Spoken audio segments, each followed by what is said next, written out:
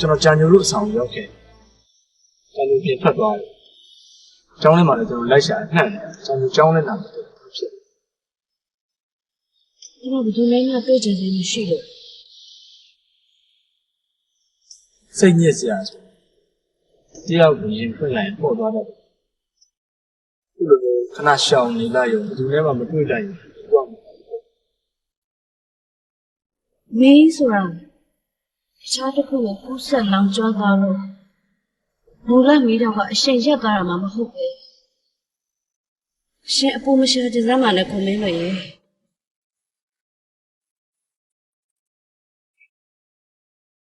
ကျွန်တော်ကကြာညိုဘာကြောင့်မှမသိပဲစိတ်ဆင်းရဲဒီတိုင်းထိုင်ကြည့်နေကိုနဲ့မဆိုင်ပါဘူးဆိုရင်မျက်စိစုံမှိတ်ပြီးနေရမယ်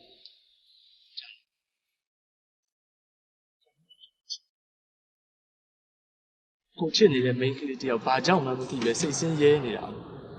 သူမှကြည့်နိုင်မှာမဟုတ်ပါဘူးဗျာကျွန်တော်ပြောပြပါကျွန်တော်ကူညီနိုင်တာဆိုရင်ကျွန်တော်အသက်နဲ့လဲပြီးကူညီပါမယ်ကြာညို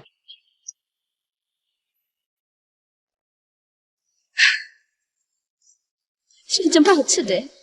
ဟုတ်လားကျွန်တော်ဒီစကားကိုပြောချင်တယ်ကြာညိုအခက်အခဲတွေကိုကြာညိုတယောက်တည်းရင်ဆိုင်နေရတဲ့အခက်အခဲတွေကျွန်တော်ရှိချင်တယ်ကျွန်တော်ပြန်မချစ်နိုင်ဘူးကြာညိုအခက်အခဲတွေဒီမဲ့ဖြစ်ချင်းကိုပေးပါမယ်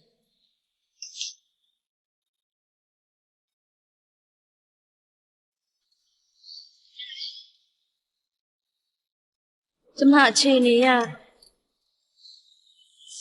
ရှင်ကိုတစ်ချိန်အားကိုးခဲ့ရဘူးလေအဲ့ဒါနဲ့ပဲကျမရှင်ကိုတစ်သက်လုံးအားကိုးသွားတော့မယ်လို့ရှင်ထင်နေလို့လားမဟုတ်ဘူးကြာညိုကျွန်တော်အဲ့ဒီဘုံနဲ့ပြောနေရမဟုတ်ဘူးကြာညိုချစ်နေတဲ့သူတယောက်အနေနဲ့ကြာညိုအခက်အခဲတွေကိုကျွန်တော်ဖြေရှင်းပေးချင်တယ်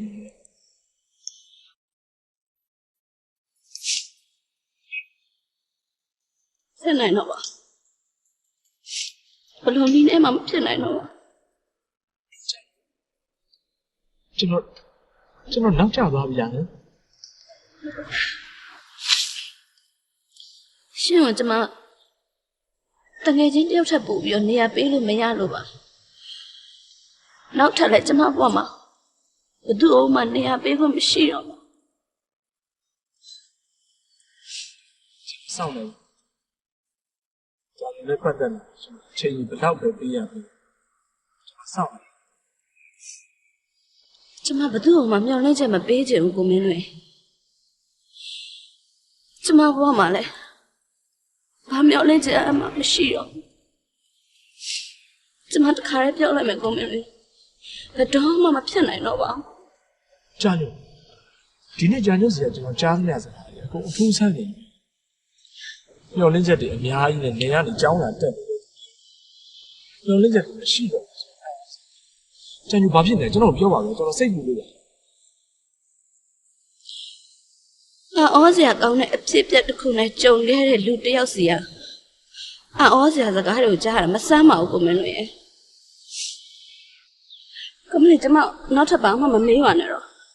ကျမ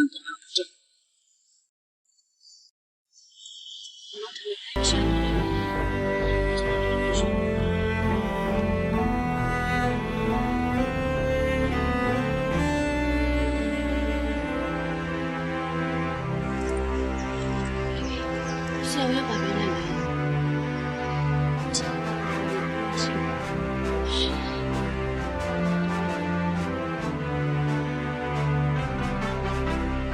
တို့ကောင်းအေးထားပြီးစိုးရကြမှာနော်ဒီပြဿနာရဲ့တရားခံဘာတူလဲဆိုတာလည်းတို့သိတယ်ကြာမျိုးမှာလုံးဝအပြစ်မရှိဘူးဆိုတာလည်းတို့ယုံနော်ဒီပါနဲ့အခုချိန်မှာပဲသူ့ကြောင့်ဘယ်ဝါကြောင့်လို့စဉ်းစားပြီးတော့အပြစ်ပုံလို့အချိန်ရှိတော့ပါဘူးတို့အေးစိတ်စဉ်းစားပြီးဖြေရှင်းကြမှာနော်ကျမဘာမှမဖြစ်ချင်ကျမရွာကိုပြန်ချင်တယ်ကျမရွာကိုပြန်ချင်တယ်ကောင်းပြီကြာနေဖြစ်ချင်တာလေအားလုံးတို့စီစဉ်ပေးပါမယ်ကြာနေစိတ်ချတောင်းမယ်နေပါနော်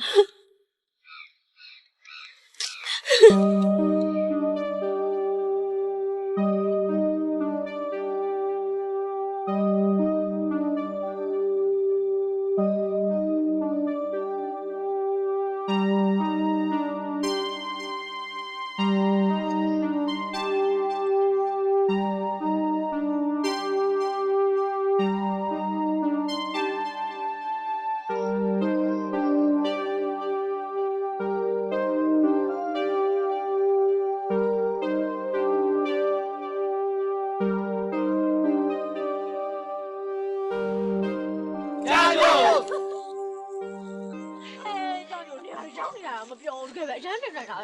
နင်းနေတော့ပုံရလာသလိုပဲ ဒီနေ့အားကြလားဟဲ့နင်းတို့လည်းဘယ်တော့ရောက်နေကြလဲ အောင်မအဲ့စကားငါတို့ကမေးရမှာနော်ဒီရွာပြန်လာဘာကိစ္စငါတို့အသိမပေးတာပြောသားမအောင် အော်ငါညနေရမှရောက်တာဟဲ့ပြီးတော့ဘယ်မှမထွက်ဖြစ်သေးလို့ပါ ငါတို့လိုတငယ်ချင်းအရင်ခောက်ခောက်ကြီးနင်းရောက်နေအောင်သူများပြောမှသိရတော့တမျိုးကြီးပဲနော် အဲ့ဒါဟုတ်အဲ့ဒါနေတော့ နည်းနည်းတော့ရှင်းအောင်အဲ့ဒါ ငါတောင်းပါမှာဟာငါနင်းတို့တကယ်တောင်းပါမှာဟာ ဟဲ့ကြာညူရဲ့ငါတို့တောင်းပန်တာရဲ့နင်းမြင်တာကြီးအဲ့လောက်ဘာဖြစ်လို့ဝမ်းနေသွားတာလဲအဲ့လောက်ဝမ်းနေကြမလို့ပါဘူးကြာညူဘာဖြစ်လို့လဲနင်ဘာဖြစ်လို့လဲ နေမကောင်းလားဟမ်ကျန်ကျူ ကောင်းပါလေဟုတ်ငါခရီးပန်းလာလို့ပါ နင်းမညာနဲ့နော်နင်းကြည့်ရတမျိုးပဲဟာ ဟုတ်တယ်ကြာညူနင်ငါတို့မလိမ့်နဲ့ဟာနင်တခုခုဖြစ်လာတယ် ဘာဖြစ်လို့လဲနင်ပတ်စံလို့လားပတ်စံကငါတို့ပြောတာအားမလားငါတို့ကပတ်စံရှိ အေးဟုတ်တယ် ဘာဖြစ်လို့လဲပြောလေကျန် ပြောလေဟာနင် နင်း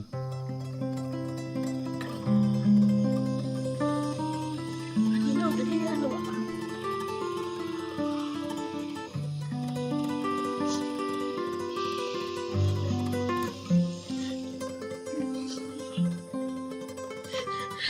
မကြီးနင်းဟာကြာရုံစိတ်အောင်ရှောက်နေနေစမ်းပါနဲ့သူတို့ကယုံစမ်းပါလေနင်းကလေ ရုံးပါလေဟာငါကလည်းသူ့မျက်နှာညို့နေမနေတတ်လို့ငါဘာဖြစ်လာလဲလို့ငါစိတ်ဘူးလို့မေးတာပါငါတို့တတိယရောက်ပြန်လာငါတို့တွေ့ပြီလေဟာနင်မငုံနဲ့တော့လေ အေးဟုတ်တယ်နင်း နင်ငုံတော့ငါတို့လည်းငိုချင်တာပေါ့ တော့ကွာတော့ငါတို့ကတငယ်ချင်းတွေပြန်ကုန်တာကွာဘယ်သူမှငိုစရာမလိုဘူးနော်ကြာကျူငါတို့ကတငယ်ချင်းတွေပြန်တွေ့ပြီအဲ့တော့နင်ရွာပြောင်းတဲ့အချိန်မှာနင်ဘာစားခြင်းလဲဘာလုပ်ခြင်းလဲကြိုက်တာပြောငါတို့အစွမ်းကုန်ပြီမှာမငို ပြောဟာမငုံနေတာဟာတိတ်တော့ဟာ ပြောလေး စိတ်မညစ်စေရအောင် ငါပြောပြမယ် ကိုလုပ်ပေးမယ် နင်းပြောမှာအနေစင်းအစားစင်းဖြစ်နေမှာဆိုလို့လေငါတို့တော့အလုပ်တွေလုတ်ပြီးနင်းတို့အဆိုင်နေရှာထားနေဖော်စီတုံးလို့ရအောင်လို့နင်းဘာစားခြင်းလဲဘာလုပ်ခြင်းလဲ ဘယ်ဟုတ်ရောက်တာရှိဘယ်ဟုတ်ရောက်တာ ကိုပြော ဘယ်ဟုတ်ရောက်တာပတ်စံဒီမှာအများကြီးပဲပြောပြောပြော ဒီမှာလုပ်ပေးမယ် ငါလေအခုတခါမျိုးပြန်သွားဒီလိုပြန်စုံမို့ဆိုမလို့ရဟုတ်ဟာဟိုဒီလိုလေစာမွေးရနေပြီလေဟာငါနေလို့နဲ့တော်တော်နဲ့ပြန်စုံပြမှာပေါ့ဟာစာရလည်းအရင်မြောက်လေ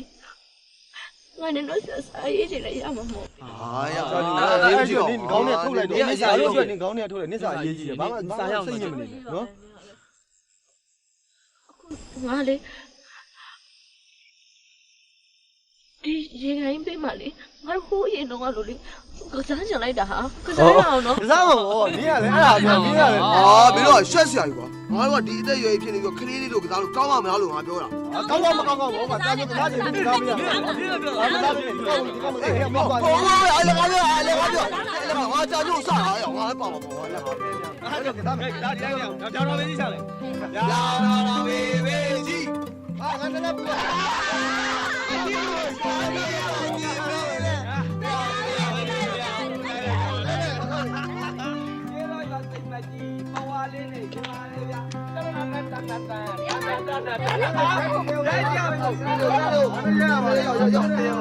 ငါပြောပေးမယ်လေ ။မင်းကဟဲ့အောင် တော်တော်နားရအောင်ပတ်ကြည့် လဲပါဦးပါရော တော်တော်နဲ့နေ လဲပါဦးပါရောရောရောနော် မတော်မီးဖို့တော့ရအောင်မင်းနောက်မှမီးဖို့ရှိတယ်နော်တက်တယ်မှာဟာဟုတ်တော့လား အားပြောပါလေလေးစိုက်လို့ဒီကိုသွားမလဲ ခဏနာကခဏနာ ဒီမှာတပတ်လဲပဲခဏလို့ပဲခဏလို့တပတ်လဲပဲနို့ဒေဗီ ကျေတော်ရစိတ်မကြီးဟောဝါလေးနဲ့ညီမလေး လာလာလာလာ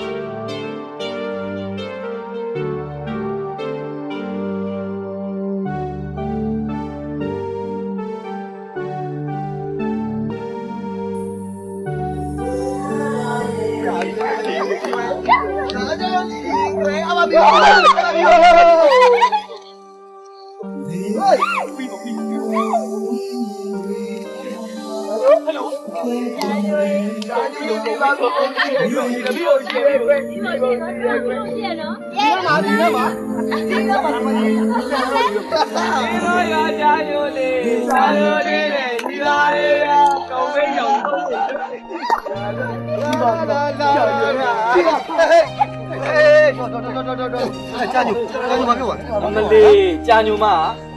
ခလုတ်တိုက်တာခြေထောက်နဲ့တိုက်တာပါနင်ကဘာကိစ္စဘိုက်ကျူဖိထားတာလို့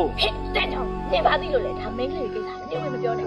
လေးပါပြန်အဲ့မရလေသူခြေတော့မှာအကျော်လေးပါရှိတယ်ခြေတော့ကိုက်ကိုဘိုင်းထား ဘိုက်ထားပါ ဘိုက်ကျုံဘိုက်ကျုံ ငါဘာဖြစ်ဘူးငါဘာဖြစ်ဘူး ခြေတော့ပါဆိုင်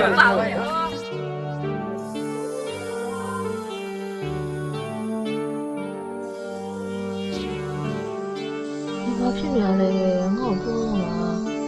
ညို့ကြည့်ရတာတစ်မျိုးပဲညီရန်ကုန်တော့မျက်နှာတစ်မျိုးပြန်လာတော့မျက်နှာတစ်မျိုးဒီတစ်ခုဖြစ်နေတယ်ပဲ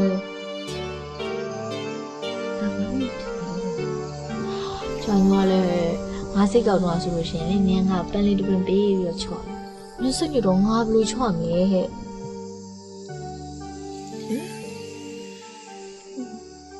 အညပြောစပြောလို့မပြောချင်ဘူး။နင်ကလေနင်းနဲ့ငါနေရလေတိုးတိုးကိုတိုင်မဲ့တယ်ပဲ။နေဘက်ကကြည့်ရင်လေငါပဲရှိတယ်။ငါဘက်ကကြည့်ရင်လေနင်ပဲရှိတယ်။အဲ့တော့နင်ကမှငါ့ကိုမပြောဘူးဆိုလို့ရှိရင်နင်ဘယ်သူ့သွားပြောမလဲပြော။ပြောလေ။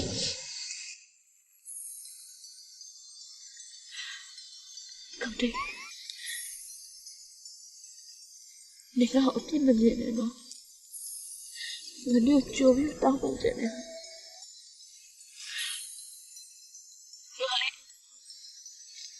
ငါမြို့မှာစရေးစကားအရင်ကြည့်လို့ငါဒီတော့မသိအောင်ငါအလုပ်တစ်ခုဝင်လုပ်ခဲ့ပြီအဲ့လောက်ကစားဖက်ရှင်လုပ်ပတ်စံတော့ရပါတယ်ဟာငါ့ကိုအားလည်းပေးကြပါတယ်ဒါပေမဲ့လက်ခုပ်တံမျိုးပါရခဲ့နေရတော့ငါကိုယ်သူများလက်ခုပ်တည်းရည်ဖြစ်နေတယ်ငါအချိန်တော်တော့ချင်မှတည်ရငါဒီစိုက်ပါရှင်ဘာမပြောရတော့ဖေဖေချာချူနေပြောတကယ်လားတကယ်လားအဲ့ဒီကိစ္စအဲ့ဒီဖြစ်တဲ့အကျိုးဆက်တော့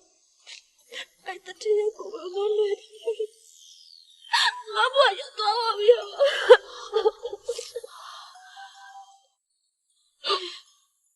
အဲ့ကိစ္စကိုသိကြပြီလားကြာညိုရဲ့ပြောစမ်းပါဦးရဲ့ညက်ရဲ့ပြောစမ်းပါဦးသိကြပြီလားကောင်းတယ်ငါနဲ့တဲ့ဘုံမသိကြပါစေနဲ့လို့ဆူတောင်းခဲ့တဲ့သူပါဒီဖြစ်တဲ့ဒီခုတော့အိမ်မတူဖြစ်သွားတဲ့ကောင်းပါပဲလို့ပြောလိုက်ခဲ့သူပါအဲ့ဒီမျိုးဘာပြောလဲအဲ့ဦးမဇ္ဇဆိုတာအဲ့တဲ့ကိုပြောငါအဲ့တဲ့နဲ့ငါတော့မတွေ့ရသေးဒီဖြစ်တဲ့တည်တည်ချင်းကရွာကိုရင်လာခဲ့တော့ဒီဖြစ်တဲ့ဘယ်သူတည်တယ်လဲဘယ်သူတည်တယ်ပြောပြဒီရမနေပထမဆုံးနဲ့နောက်ဆုံးမှာကအဲ့လူကလေနေကိုလက်ထမဲလို့ပြောလို့ရှိရင်တော့သူ့အပြစ်တွေကလုံးဝမကျင်နိုင်ဘူးနေလို့ရွှေအေးနေတဲ့လူကမှရွှေပြီးတော့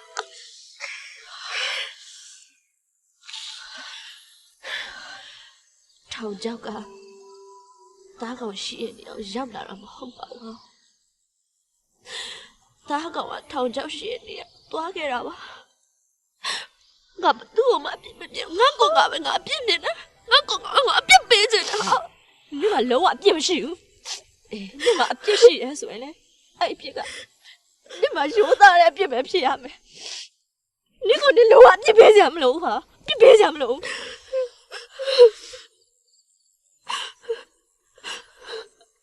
ကောင်းတယ်နေတော့အခုလုံးလုံးတယ်တခုလောက်ကိုဒီမှာလာဘာလဲဒီကြောင်တော့မကြီးဟိုတော့မသိအောင်နဲ့တာဝန်ယူပေးပါလားဒီပြပြတော့မကြီးဟိုတာကြောင်တော့ရွှေလို့ဒီပြတ်တဲ့အကြီးချက်တက်ကုန်ပါ你搞给你背把来搞的，no， ကြာပြီငါတို့အားလုံးကစိုးတူကောင်းမှတ်တယ်ပါသူတို့တည်ရလဲဒီကိစ္စကိုသူတို့ဝိုင်းမစင်စားပေးလို့ရတာပေါ့ဟုတ်ကောင်းတယ်ငါလည်းတော့မှာဒုက္ခပေးခဲ့တာများပါပြီဟဲ့ဒီတခါငါဘဝနဲ့ကမရှိပါသေးတော့ဒီလောက်ခေအိုက်ကတခုတော့ပေးပါရဲ့ no ငါပေးပါရဲ့ကောက်တယ်ကောက်တယ်အိုက်ကပေးပါတော့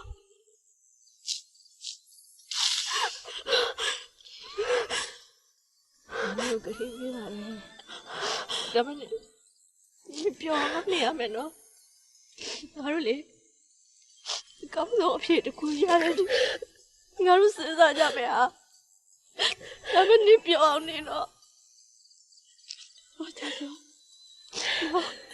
ကျေးဇူးတင်ပါတယ်ကောင်းတယ်ငါတို့ရကျေးဇူးတင်တယ်ဟာ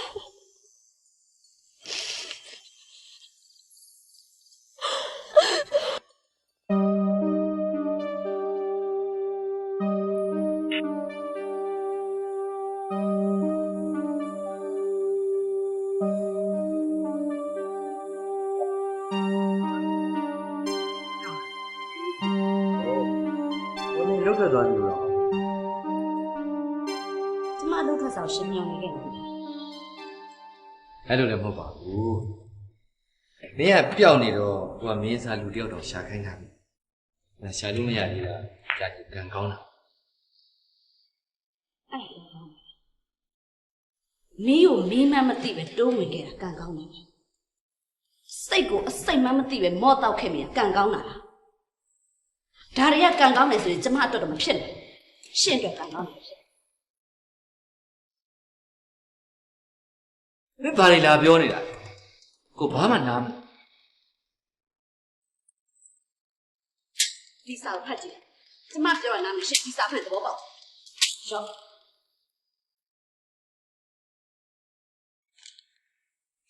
ကိုဘာမှမသိဒီစာရွက်ကပါတယ်ဒီစာရွက်ကကျမဘဝတစ်ခုလုံးဂျွန်းတူမောက်ကိုဖြစ်သွားအောင်လုပ်ခဲ့တဲ့စာရွက်လေကျမရဲ့အတိတ်ကိုတသက်လုံး6လနေမယ်အရှိတ်တစ်ခု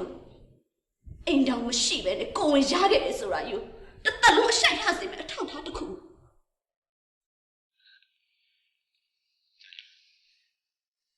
မင်းကိုစီကဘာလိုချင်လို့လဲရှင်အဲ့စကားမပြောနဲ့ဦးစေဒီနေ့ဒီနေအောင်လာခဲ့တာရှင့်စီကလိုချင်လို့လာခဲ့တာမဟုတ်ဘူးရှင်ပန်းဆိုင်နဲ့ပစ္စည်းဥစ္စာချမ်းသာကြွယ်မှုကျမဘာတစ်ခုမှမလိုချင်ကြည့်လို့စိတ်လို့ကျမလိုချင်တယ်ကျမရဲ့သိခါလေးရှင်ဒီနေ့ကစားရတဲ့မှာအယောအစားလုပ်ခံရတဲ့ကျမရဲ့ဟုတ်တယ်နေကိုကလက်ထပ်ယူရမယ်လို့ပြောချင်တာကျမအရှုံးနဲ့လာခဲ့ရတဲ့သူပါဦးမင်းစံကျမပါဇက်ကဝန်ခံတော့ရှင်ကြားကျင်သေးလို့လားဟမ်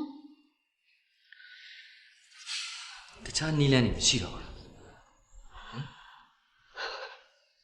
ဦးမင်းစံကျမလမ်းဆောင်ကိုရောက်နေတာမဟုတ်ဘူးကျမလမ်းဆောင်ကိုရောက်နေတယ်ဒီအချိန်မှာကျမဘယ်လမ်းကိုသွားယူရမှာ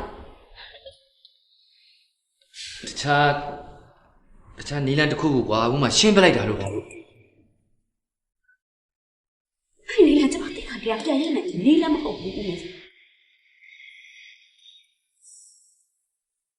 မင်းကိုငါလက်ထပ်ယူလိုက်တော့ မင်းသိပြန်ရဟမ်အိမ်အောင်ရှိပြီးသားစားတော့ဆိုင်ပိုင်ရှင်တယောက်ကိုပိုင်ဖမ်းလိုက်တယ်လို့ဟိုပတ်ဝန်းကျင်ကကဲ့ရဲ့ကြပါဘော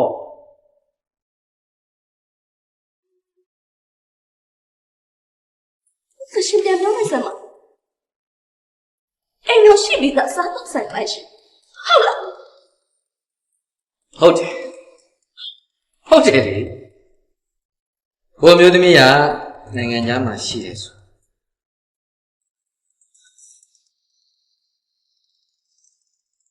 မင်းကကိုယ့်ကိုတမင်အကွက်ဆင်ပြီးပိုင်ဖမ်းတယ်ဒါပေမဲ့ပတ်ဝန်းကျင်ကဆွဆွဲနေတယ်အဲ့တော့မင်းနဲ့ကိုဖြစ်နိုင်ရင်ရှိတယ်နီလန်းတစ်ခုရွေးကြရအောင်မင်းကိုလက်ထပ်မယ်ဒါပေမဲ့တရားဝင်တော့မဟုတ်ကိုမျိုးသမီးနေရတာတဲ့အစင်တမ်းမနှိမ့်စရာဘူးလိုအပ်တာတွေအကုန်လုံးဒီကိစ္စမှာငယ်နှောင်းဆိုမရှိတော့ဘူးအပြိုင်ပဲရှိတယ်မင်းအတွက်ဘာမှမနေနိုင်စရာ我没事。怎么当那流浪的呀？么不？现在流浪的了，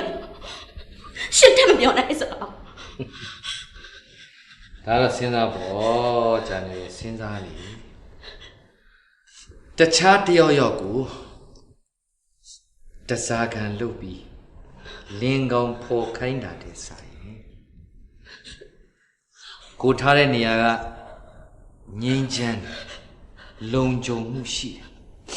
မင်းတို့လည်းဘာမှနစ်နာစရာအကြောင်းမရှိဘူးဟုတ်တယ်မလားဟမ်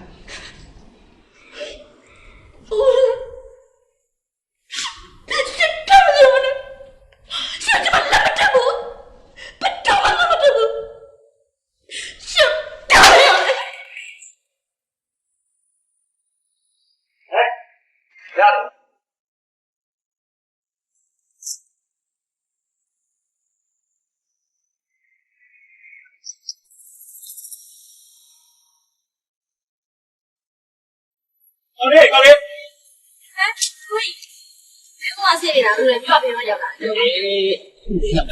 စင်ပြေပါတယ်မင်းတို့အစင်ပြေအားတော့အစင်ပြေတယ်ကြာနေဒီတောင်းလိုက်ဟိုကနင်းကိုရန်ကုန်လိုက်ခဲ့ပါမယ်အေးဟုတ်တယ်ကြာနေ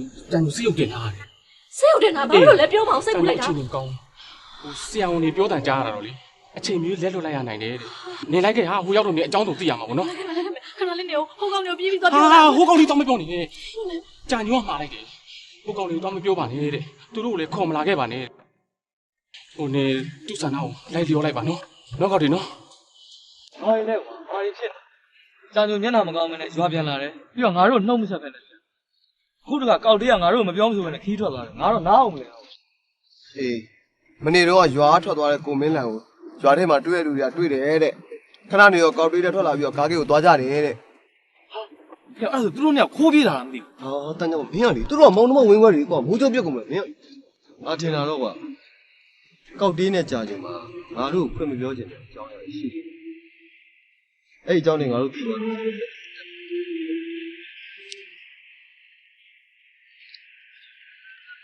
ဒီတော့ငါရန်ကုန်လိုက်သွားတယ်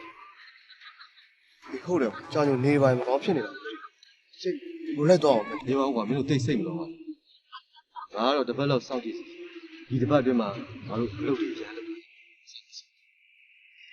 ကြာညိုတက်နေတဲ့ပြဿနာပတ်စံနဲ့ရှင်းရမယ့်ကိစ္စဆိုရင်ဘောင်းလက်လူနဲ့ရှင်းရမယ့်ကိစ္စဆိုရင်လည်းကွာလူတွေစင်းစင်းပြောက်ပြည့်စင်တယ်အဲ့ဒါဟုတ်တာ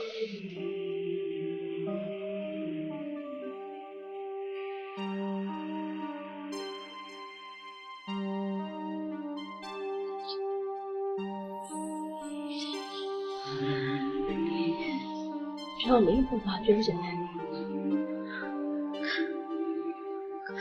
ဟုတ်ပါလား你给我谈两个咱们那个。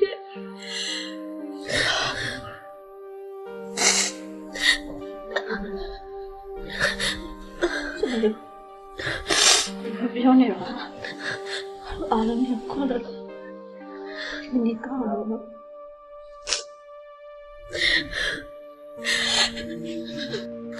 妈听我来表妹嘛，那都表来家里呢，那偏开。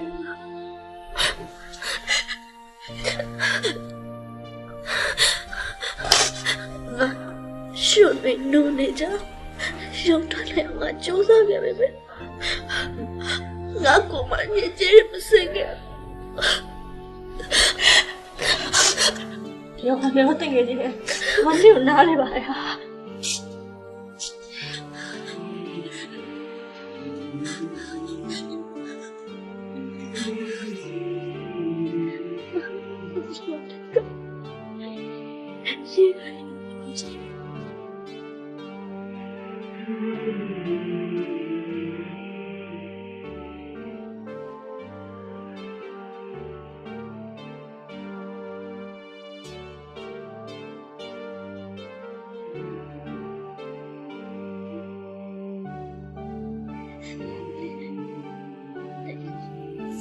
干嘛？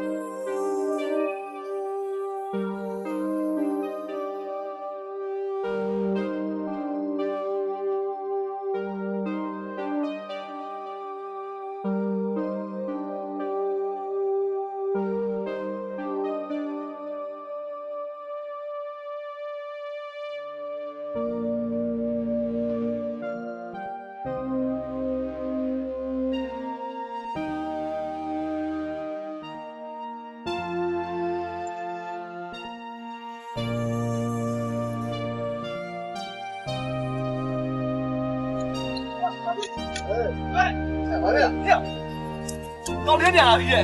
高爹明天才过来，也没有赶紧嘛追的，看看没有打对了，哎，走一下。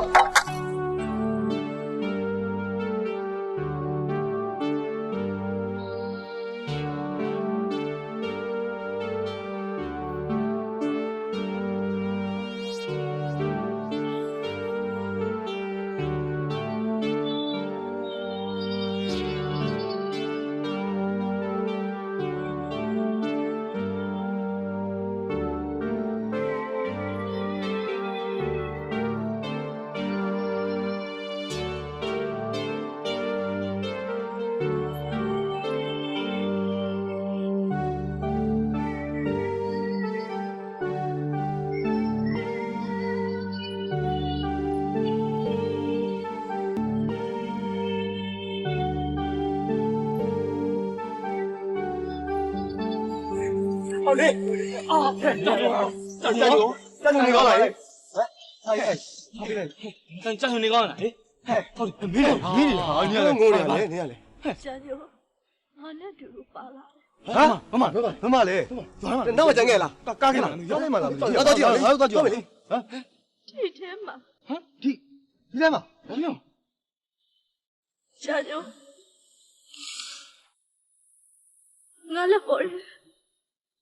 我这跑的药啊，这得比啊！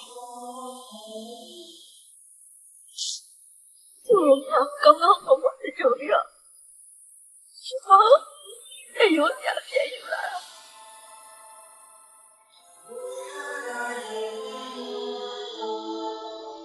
အားလုံးနဲ့ရှိကြပါရှင်ဘုရားတပည့်တော်တို့သည်ဘဝတစ်ပါးသို့ပြောင်းရွှေ့ဆွေလွန်သွားပြီဖြစ်သောမัจจညိုလေးနှင့်တဘဝ30ဘုံ၌ ကျင်လီကြကုန်သောနာဂသတ္တဝါတို့အားမြတ်ပေးဝေပါ၏မြတ်ရကြပါစေတည်းမြတ်ဝေလိုက်ကြ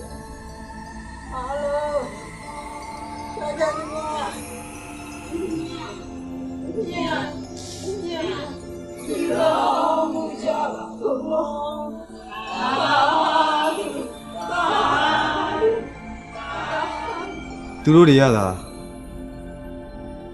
ကြာညိုဦးအတက်ပေါက်လို့တည်သွားပြီလို့ပြောနေကြတယ်ကျွန်တော်အတွက်ကတော့ကြာညိုရှိနေတယ်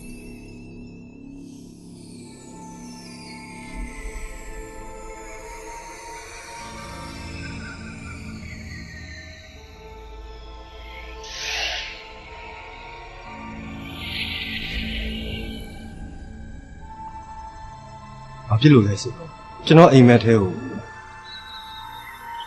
ကြာညိုခဏခဏရောက်လာ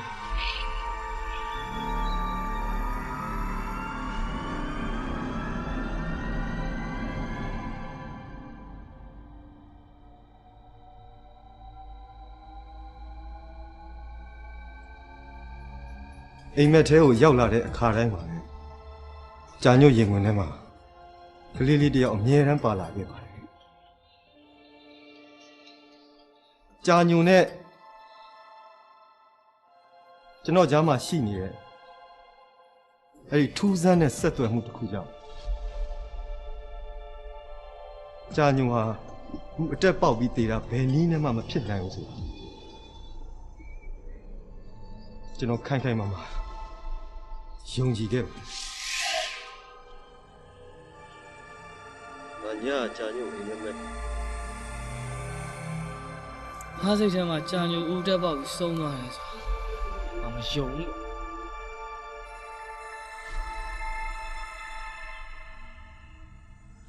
ငါတို့တကယ်ချင်း9ယောက်တည်းငါတို့ကြာညိုတို့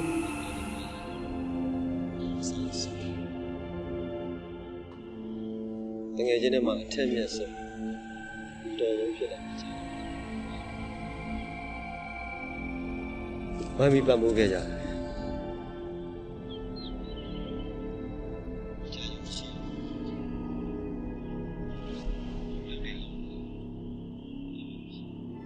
ဘယ်လိုဆိုဒီကျွေးရအောင်ပဲကြည့်ဒါပေမဲ့ကြာညိုကကြွေးခြင်းမတတ်ဘူးဒီလိုအားလုံးပြောဆိုရှင်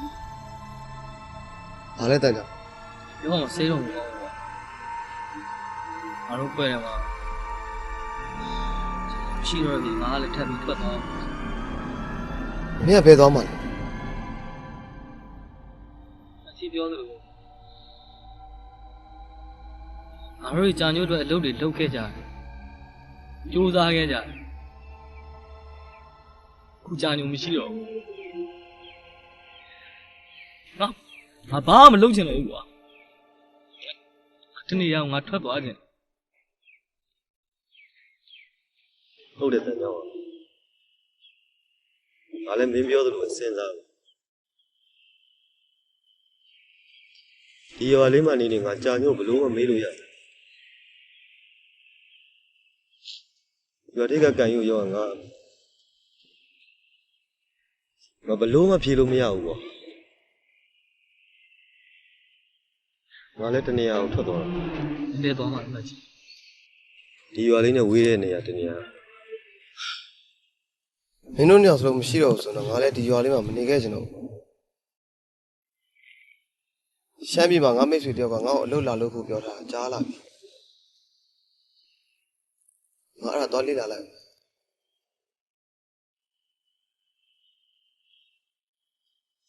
စိတ်ချအောင်လို့ရှိရင်ဒီပါလေးပါပဲနေခဲ့ပါမယ်ကြာညို့ရဲ့အငွေ့အတန်လေးရှိနေတယ်များငါလည်းအတူတူကြာညို့ရှိနေတယ်ငါမှတ်ထားပါမယ်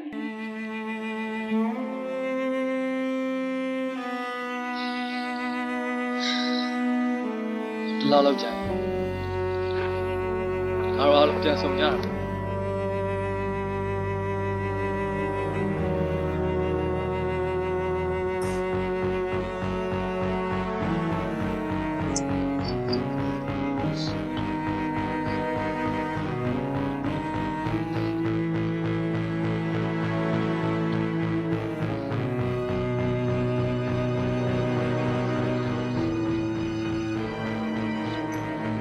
နဲ့ဖြစ်တယ်လို့လဲ ဒီဆောင်မှာကြာညိုဆိုတဲ့မိန်းကလေးကြောင့်လည်း အေးနေလဲကအရင်တော့ခုတစ်ပတ်တော့ရှိပြီကလေးဆုံးသွားတယ် တော်သိပါတယ်အတူဘာကြောင့်ဆုံးသွားလဲဆိုတော့လည်းသိရမှာလေကျွန်တော်ဒါမျိုးစဉ်းစားတော့ဒီလိုများကျွန်တော်တို့ကြည့်လို့ကျွန်တော်တစ်ခါတော့ပြောပြ ဘာယောဂနဲ့ဆုံးတယ်တော့မသိဘူးကွယ်အန်တီတို့အဆောင်ရဲ့စီကန်းနဲ့မသက်ဆိုင်တဲ့ကြောင့်အန်တီတို့ဘာမှဆက်စုမလုပ်ဘူး ဒီလိုဆိုရင်သူနဲ့ရင်းနှီးနှီးပေါင်းတဲ့တင်ငယ်ချင်းတွေပါလားမရှိဘူးလားရှိရင်ကျွန်တော်ခဏတော့ခေါ်ပြပါနည်းနည်းတော့မေးတယ် သူတို့တွေကြောင်းသွားကြတဲ့ကလေးတရားမှမရှိဘူး ဒုက္ခပါလေ ဟဲ့ညုံနေဦးသူမသေးခင်တော့ကတရင်တနည်းနေသွားတယ်သူတငယ်ချင်းတယောက်ရှိတယ်ကွယ် အဲ့ဒါဘယ်သူလဲမသိဘူးကွာကျွန်တော်တစ်စိလောက်ပြောပါလားနော်အဲ့ဒီဆိုပြောကျွန်တော်လက်ဆက်ကြားလာပြီကွာ ကိစ္စလဲရှိလို့တော့မသိပါဘူး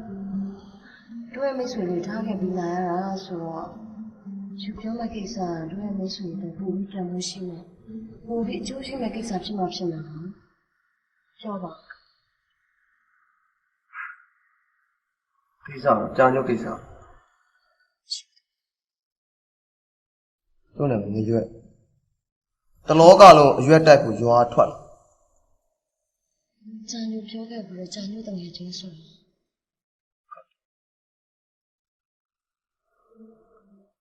ကြာညိုကကျုပ်ရဲ့အချစ်ဆုံးတကယ်သူပြန်သွားပြီးတော့တိတ်မကြခင်အချိန်မှာပဲဦးတက်ပေါက်လို့ကြာညိုတည်သွားပြီဆိုတဲ့တရင်နဲ့အတူကြာညိုရဲ့အယိုးပြဦးလို့လို့ရောက်လာတယ် အဲ့ဒါဟုတ်နေတာပဲ ကျုပ်မရှိဘူးကြာညိုတည်ရဲ့ကိစ္စတူတာကိုမဖြစ်နိုင်ဘူးလို့ကျုပ်ထင်မထင်တာမဟုတ်ဘူးဗျာကျုပ်စိတ်ထဲမှာတိကိုတိနေတယ်ခင်ဗျာကြာညိုတကယ်ခင်ခဲ့ခင်ဗျာကြာညိုတကယ်ချစ်ခဲ့ခင်ဗျာကြာညိုရဲ့အကျိုးစီးပွားကိုတကယ်လိုချင်ခဲ့ဆို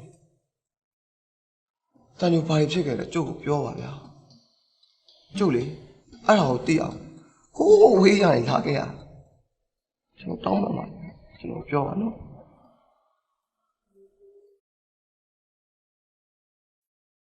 ကျမဂျန်ညိုအကျိုးလို့ဘာမှမပြောဘဲနေကြတာပါတက်ပေါက်ပြီးတေးရတယ်ဆိုတဲ့တည်းကဂျန်ညိုတိတ်ခါအတွက်အကောင်းဆုံးဖြစ်မယ်ထင်တယ်ကျမဒီကိုငေါ့ကိတ်နေကြတာပါတကယ်တော့ဂျန်ညိုကတက်ပေါက်ပြီးတေးခဲ့ရတာမဟုတ်ပါဘူး ဒါဆိုဘာဖြစ်တာလဲဘာဖြစ်လို့လဲ ဂျန်ညိုကိုဝင်ဖြစ်ချင်နေတေးခဲ့ရ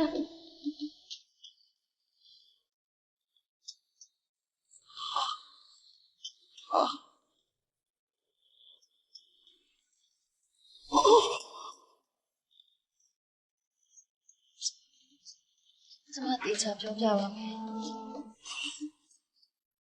ကျမအလုပ်လုပ်နေတဲ့စားတော့ဆိုင်မှာကြာလို့လိုက်ပြီးတော့အလုပ်လုပ်တဲ့နေရာစခဲ့ရတာ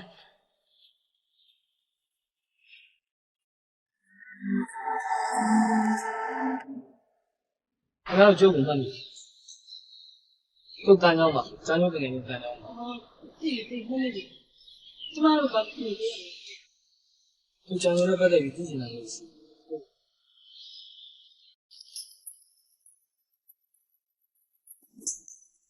နေလွယ်ဆိုတာနေလွယ်ဟုတ်ကဲ့ခင်ဗျားကမင်းလားလေအောင်လား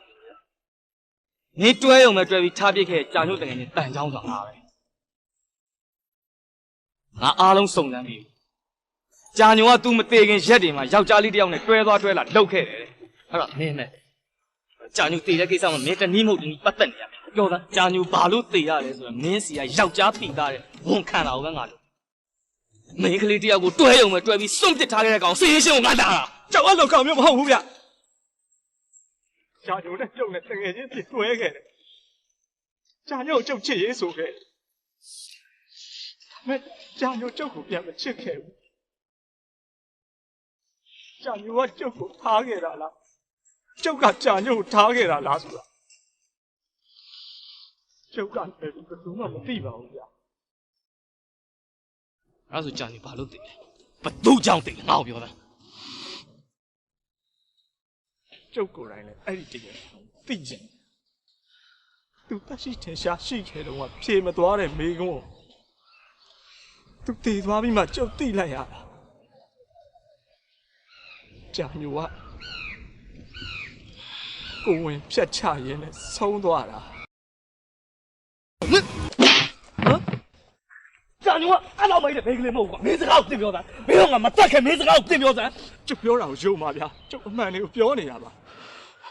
ကျုပ်ကိုယ်တိုင်လည်းအဲ့ဒီတရားခံကိုသိချင်နေတာအဲ့ဒီကိစ္စကိုကြာညိုရဲ့မိန်းကလေးတငယ်ချင်းတွေတော့အကုန်လုံးမသိကြပါဘူးဗျာကြာညိုရဲ့အလောင်းကိုဆေးစစ်ပြီးဆရာဝန်ကပြောလို့ကျုပ်သိလိုက်ရတာ ကျွန်တော်ဒီကိုရောက်လာတယ်ဘယ်ကနေစလို့ဘာဆက်လို့ရမှာကျွန်တော်လမ်းစားပြောက်လို့နေပါဖြစ်ခဲ့အဲ့ဒီအချိန်မှာပဲကြာညိုကကျွန်တော်ကိုသိစေခြင်းနဲ့အကြောင်းကြောင့်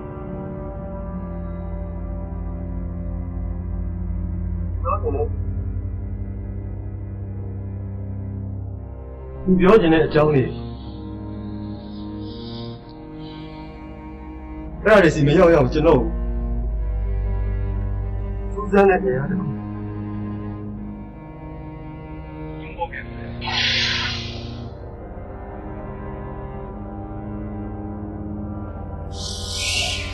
အဲ့ဒီအဖြစ်အပျက်တွေကိုပြောရင်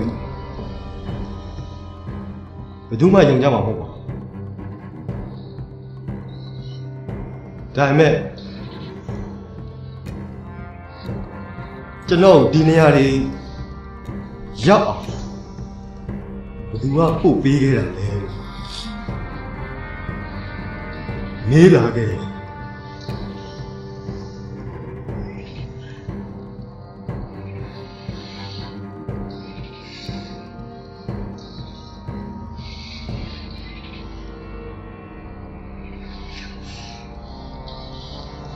ကြာညိုကိုယ်တိုင်ပို့ခဲ့တယ်လို့ပဲကျွန်တော်ဖြေရမယ်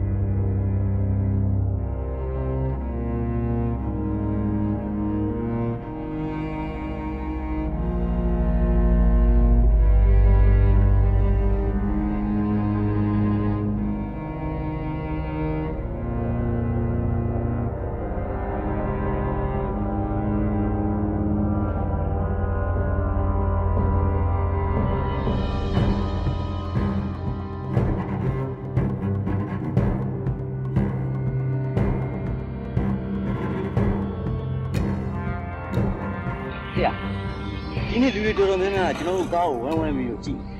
တယ်လေကွာသူတို့အပေါ်ရောက်တော့တခါလေကြည့်ခွင့်ရလို့ကြည်တမ်းပါစေဘာဖြစ်လို့မဟုတ်ဘူးဆရာဟိုကျွန်တော်တို့ကားကိုလက်ညှိုးထိုးပြီးတော့ပြောနေကြတယ်ဟေးကားကနရက်တယ်မ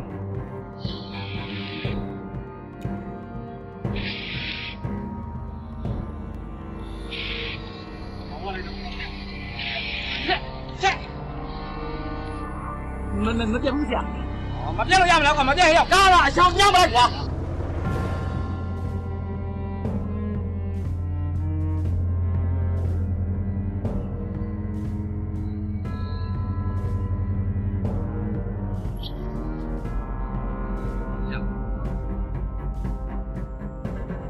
ဘယ်ဒီဇိုင်းမှာအစ်စ်နောက်ကငါထိုင်တဲ့သပွဲမှာအဲ့လိုငမုံတို့အာလူကျော်တို့ပဲတော့မှလာမချမှတ်တာတော့ရ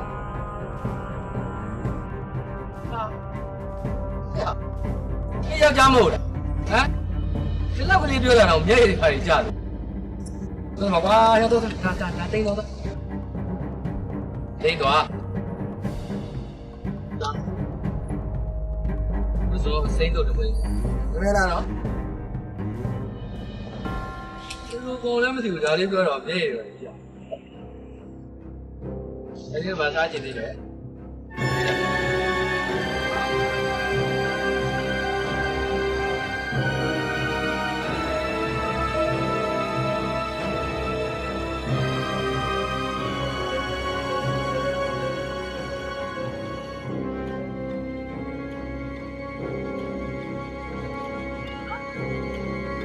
ကြောင်းကျမလည်းစာရေးရပါရဲ့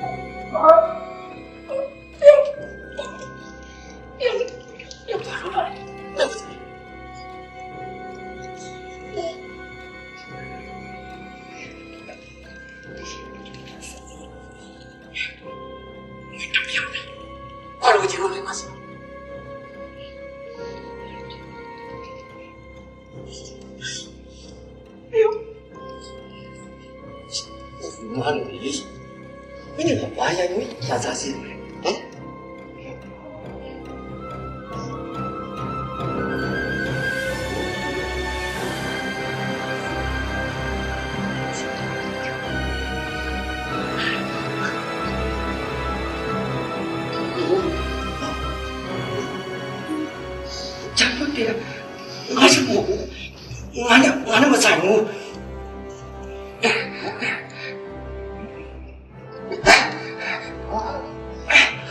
ကြောင်ဖြစ်စီ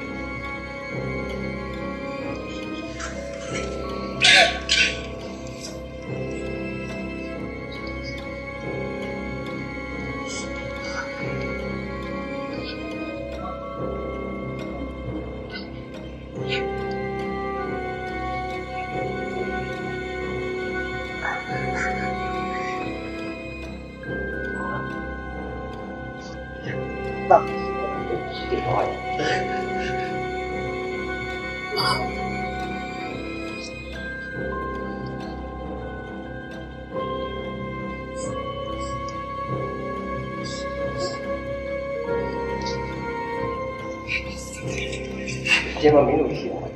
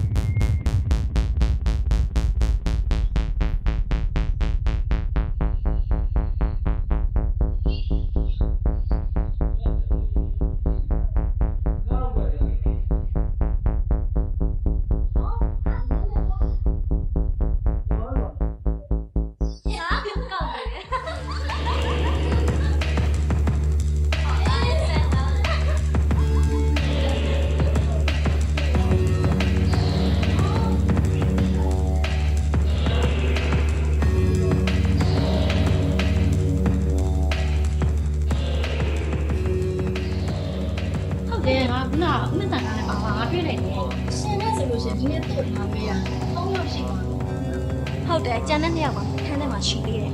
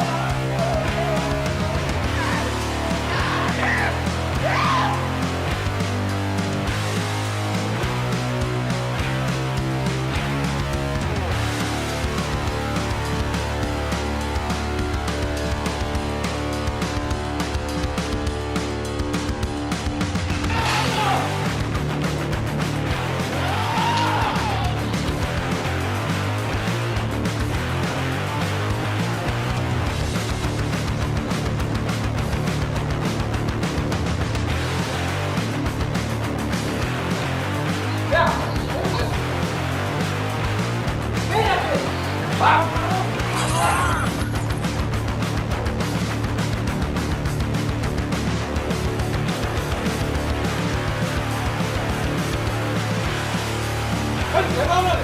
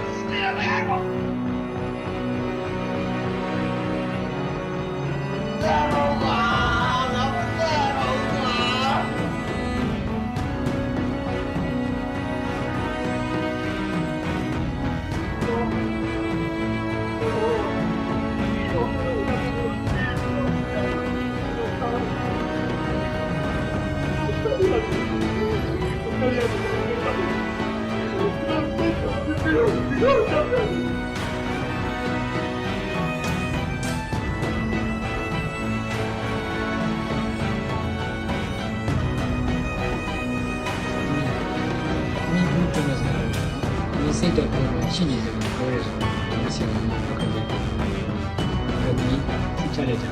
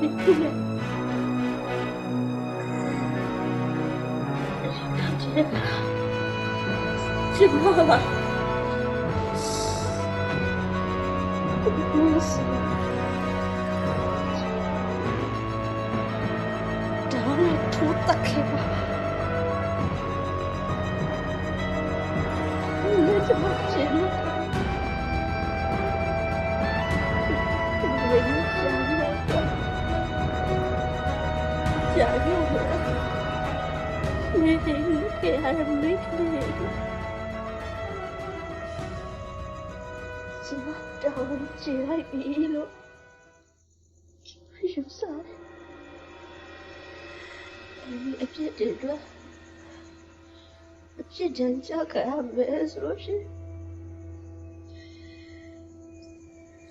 Cici nanti karu bawa.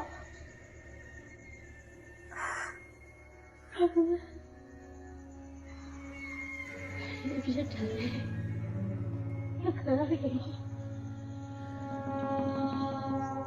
Cuma kali dia ni satu orang. Sebanyak.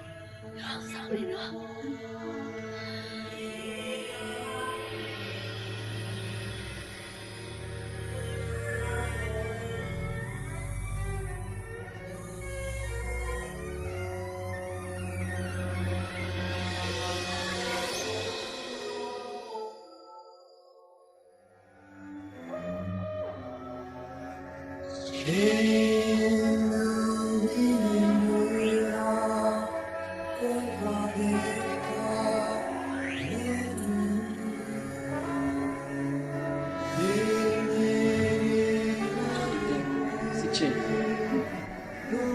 ကျွန်တော်ဒီကိုယ်စားဖြစ်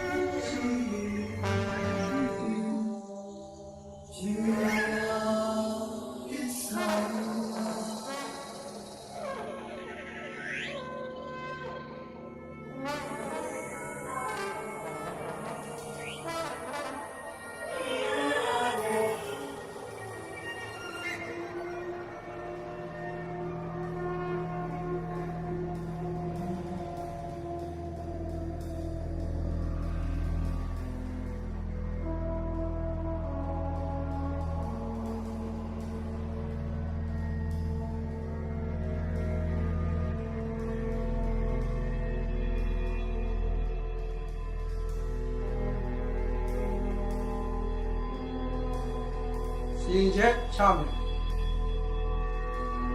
ဒီမှုတွေမုတ်ကင်းဆရာဝန်ဤဆေးဘက်ဆိုင်ရာသက်သေခံချက်အရမယ်ဟောလက်ဝေပါရဂူဤစစ်ဆေးတွေ့ရှိချက်အရမယ်ဟောကွဲလွန်သူတရားခံမှတ်လေးမကောက်တေးကိုယ်တိုင်ဝန်ခံထွက်ဆိုချက်အရမယ်ဟောဘုမင်းစံသည်အမျိုးသမီးများပေါ်အကြမ်းဖက်မှုမဒိမှုကျူးလွန်မှုများရှိခဲ့ကြောင်းသက်သေခံချက်ရှိသည်တရားခံများသည်မိမိတို့၏ဒေါသကလေးစားကိုလွဲမှားစွာအသုံးချ၍ပြစ်မှုကျူးလွန်မိကြောင်းသိရှိရသည်၎င်းတို့သည်ယခင်ကပြစ်ချက်ဟောင်းတစုံတရာမရှိကြောင်းလည်းတွေ့ရသည်ထို့ကြောင့်အောက်ပါအတိုင်းအမိန့်ချမှတ်လိုက်သည်